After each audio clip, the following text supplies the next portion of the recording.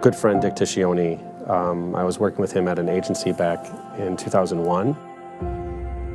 And he came to work one day, said, "Hey, do you want to go to lunch? I got something to tell you." We went down at lunch and went to a local restaurant. And the whole time we were in the restaurant, he didn't bring anything up. And then we get back to the parking lot, and then he told me in the car before going back up to work, he said that went to the doctor today, and I was diagnosed with stage 4 non-Hodgkin's lymphoma cancer.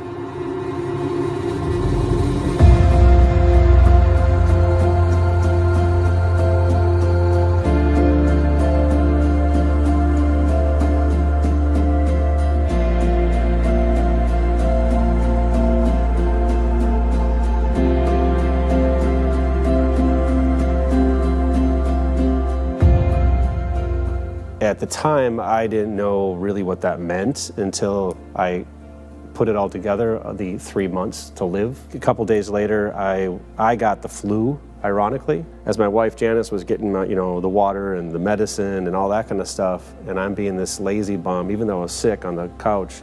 I kept on thinking over and over and over, this time tomorrow, Dick is gonna have one less day. How are you doing this morning? Great. Excellent. How are you? Good. Ready for stardom today? We're gonna pull this baby off. All day, it kept on repeating, and around 10 o'clock that night, I went down into my basement when I had a small little recording studio. And by about 1:30 in the morning, I had the song recorded. The whole idea was to just put it on the shelf and not play it for anyone.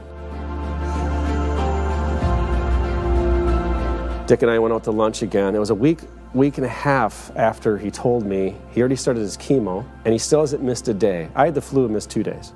And he hasn't missed a day. And so we went to lunch and I played him the song, and when he heard the song, he said, "You have to do something with this." And I'm like, I have no idea what that means. Shiny and bright, I think of my wife. Yeah, at some point in 2010, Cory Zimmermann had reached out to me. He had written a song about 10 years earlier called This Time Tomorrow. He had written the song about his best friend. He had explained to me how his best friend had been diagnosed with stage 4 non-Hodgkin's lymphoma. He had written the song just really as a way to cope with his own grief. And in 2010, LLS had gone to Cory and said, "Hey, why don't you do something special with the song for the 10-year anniversary of it?" At that point in time, LLS had nominated Cory's partner, Deb Zindler, for Woman of the Year. And Cory thought, maybe we can use the song to somehow be the cornerstone of Deb's Woman of the Year campaign. We re-recorded the song with at least 50+ musicians, and that year, Deb won Woman of the Year through the help of this entire group and all these great local musicians.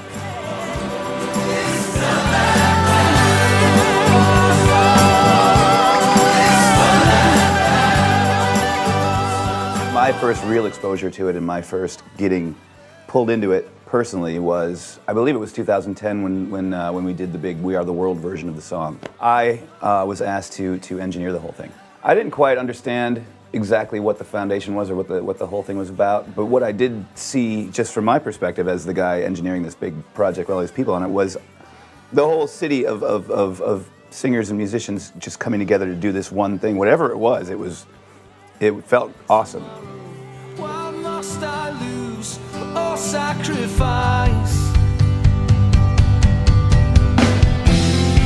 Why me? It was a strange concept. I didn't quite understand it. I was like, what do you mean? It's the same song. It's done 7 ways, 7 times. Or we were going to be the 7th. When I heard the track and when I spoke to people involved, particularly Tommy, I began to understand the significance, understood what the song meant to people, and the way that track was helping change people's lives ultimately. I'd obviously been lucky enough to be part of the Random Acts of Kindness experience in Wisconsin, and I saw firsthand how people reacted to receiving help, to knowing somebody cared and much needed financial aid. I couldn't have possibly conceived that in the not too distant future I would be standing in my adopted hometown of New Orleans with Jerry and Cory participating in the same experience for one of my closest friends. I know that it made Dave, it made him happy. I know that he deeply appreciated receiving the help he did, and I like to think that somehow through the, I'm sure the toughest time of his life, I'd like to think that being part of this foundation ultimately had a positive impact on his final days.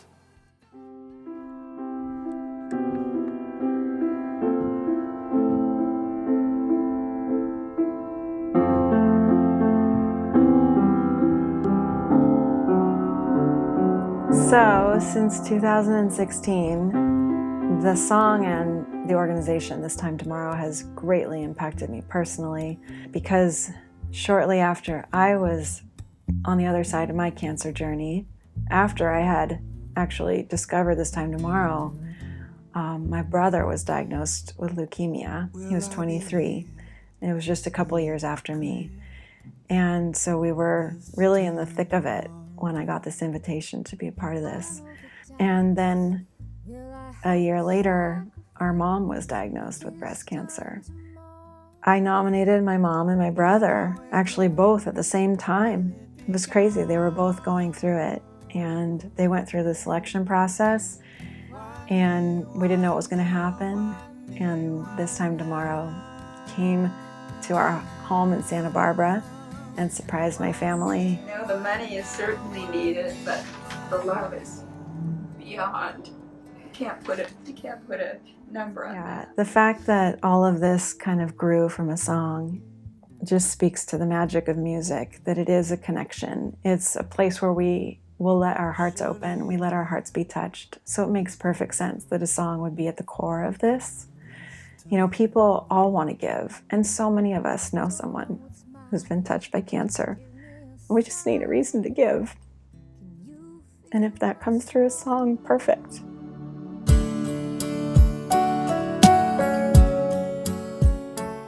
When we started doing this random acts of kindness thing, however many years ago that was, it just sort of morphed into this thing, Like we were raising money using the song and doing these fundraisers and giving direct financial assistance to these families that were struggling, but we didn't have a name for it. We were just kind of knocking on people's doors and playing Santa Claus for a minute, Looking back on it, it started off as just a few checks the first year, I guess it was, and now, this year we're going to do close to 80 families that we were able to help, give substantial checks to, and it's nothing that I could have ever imagined would have happened when Cory first approached me about re-recording this little song in 2010. It's pretty special. We're able to go on random acts of kindness and still tell the story that Dick is still alive. And when we go in and we knock on these people's doors, a lot of these people are terminal. They're at the lowest part of their life. They're fighting for everything.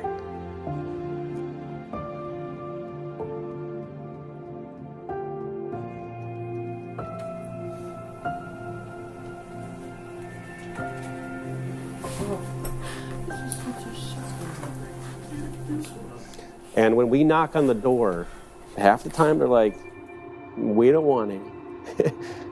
But we go in, we give them a bag of goodies, the music. We tell them who we are. And we hand them a check.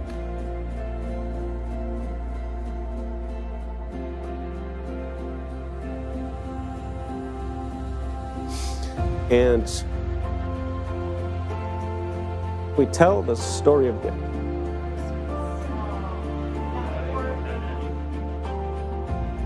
And at that moment, the money means nothing.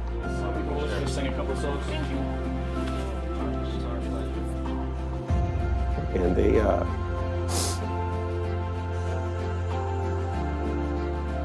because the hope becomes the currency.